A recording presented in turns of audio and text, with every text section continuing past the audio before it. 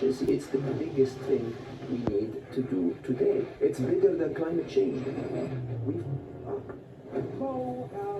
the former chief business officer of Google X, an AI expert, and best-selling author. He's on a mission to save the world from AI before it's too late. Artificial intelligence is bound to become more intelligent than humans. If they continue at that pace, we will have no idea what's stopping them. This is just around the corner. It could be a few months away.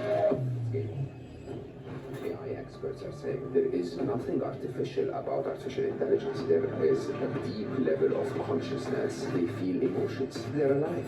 AI could manipulate or figure out a way to kill humans? In 10 years' time, we'll be hiding from the machines. If you don't have kids, maybe wait a couple of years, just so that we have a bit of certainty. I really don't know how to say this any other way. It even makes me emotional.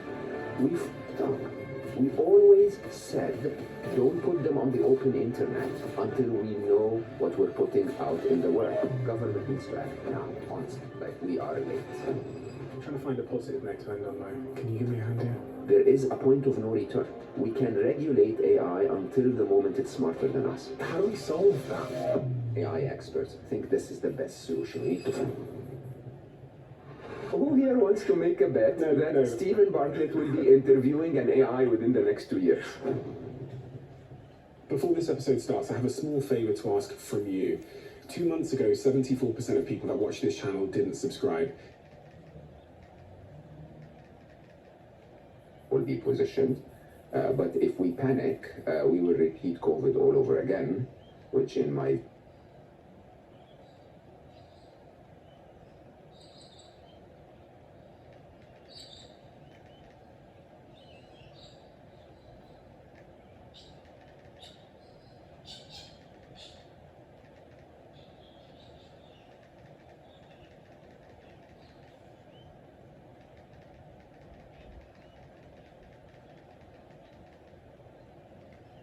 I've thought of as science fiction, and just like that, overnight.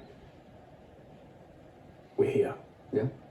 We stood at the footsteps of a technological shift that I don't think any of us even have the mental bandwidth, certainly me with my chimpanzee brain, to comprehend the significance of. But this book is very, very important for that very reason, because it does crystallize things. It is optimistic in its very nature, but at the same time, it's honest. And I think that's what this conversation and this book have been for me. So thank you, Mo. Thank you so much. We do have a closing tradition on this podcast, which you're well aware of, being a third timer on the Diary of a CEO, which is the last guest asks a question for the next guest. And the question left for you. If you could go back in time and fix a regret that you have in your life, where would you go and what would you fix?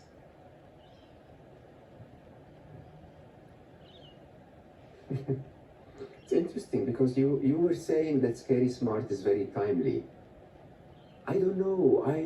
I think it was late. But maybe it was. I mean, would I have gone back and written it in 2018 instead of 2020 to be published in 2021? I don't know. What would I go back to fix? So something more. I don't know, Stephen. I don't have many regrets. Is that crazy to say? Yeah, I think I'm okay, honestly. I'll ask you a question then. Mm-hmm. You get a 60-second phone call with anybody, past or present. Who'd you call and what'd you say? I call Stephen Bartlett. No, I call Albert Einstein, to be very, very clear.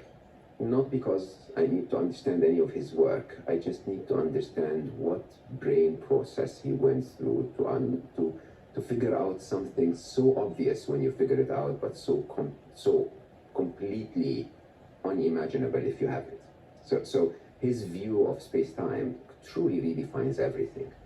It's almost the only very logical, very, very clear solution to something that wouldn't have any solution any other way. And if you ask me, I think we're at this time where there must be a very obvious solution to what we're going through in terms of just developing enough human trust for us to not, compete with each other on something that could be threatening existentially to all of us.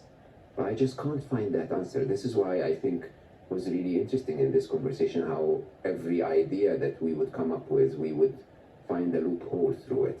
But there must be one out there, and it would be a dream for me to find out how to figure that one out. Okay? In a very interesting way, the only answers I have found so far to where we are is be a good parent and live, right? But that doesn't fix the big picture. If you think about it, of humans being the threat, not AI, that fixes our existence today and it fixes AI in the long term.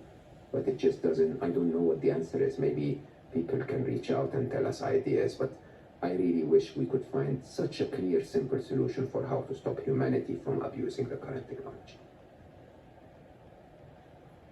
I think we'll figure it out. I think we'll figure it out. I really do. I think they'll figure it out as well. Remember, as they come and be part of our life, let's not discriminate against them. They're part of the game, so I think they will figure it out too. No, thank you. It's been a joy once again, and I feel invigorated. I feel empowered. I feel positively terrified. But I feel more to speak to people about the nature of what's coming and how we should behave, and I credit you for that. And as I said a second ago, I credit this book for that as well. So thank you so much for the work you're doing, and keep on doing it, because it's a very essential voice in a time of uncertainty. I'm always super grateful for the time I spend with you, for the support that you give me, and for allowing me to speak my mind, even if it's a little bit terrifying. So thank you. Thank you. I'm so delighted that we've been sponsoring this podcast. I've worn the Whoop for a very, very long time, and there are so many reasons why I became a member, but also now a partner and an investor in the company, but also